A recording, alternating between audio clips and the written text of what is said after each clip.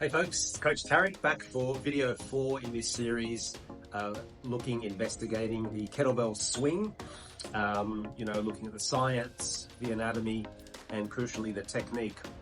So in this video, we're going to focus on the shearing forces of the spine versus the axial loading or the compressive forces with other types of training methods. If you've got a heavy dumbbell or barbell or even a kettlebell, typically that's a top down, especially when I'm lifting. So when I'm doing any overhead work, there's compressive forces on that spine. So suffice to say, axial loading is just top down. Now in a kettlebell swing, there's a shearing action that happens on the spine because of the horizontal vector force. So the kettlebell isn't swinging up and down, it's swinging back and forward.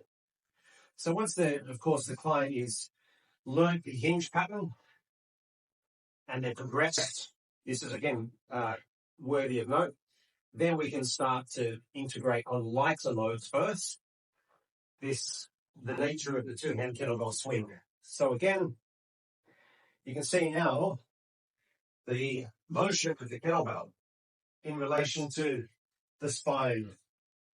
So as I'm here, 5 to 7, as I come up, that's the vector force. And so this shearing forces means that there's space in the nucleus propulsus as we come into the shearing force. In compressive forces, that nucleus propulsus, that gelatinous soft thing in between the discs, actually compresses. What we're going to be careful about in the shearing force of the swing is that will shift according to how our body moves. So that gelatinous nucleus propulsus will start to shift, and if we come too much of the hyperextension, it will move too much anteriorly. And that's when we get the dangers of what's so-called pop discs and so forth. As you can see here in the slide, Stuart McGill reported that kettlebell swings exhibit loads to the lumbar spine that are in the opposite direction compared to the traditional deadlift.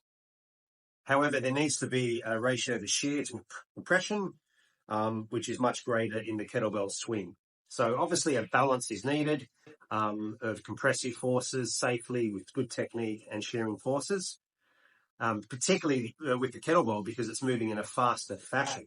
So it becomes therefore more of a power manufacturing of forces.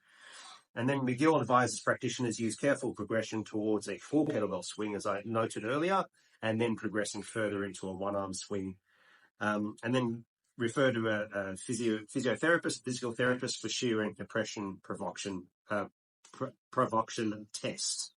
And therefore we have a Kettlebell Instructor course online that you can do that really breaks down the swing and many other key movements into great detail.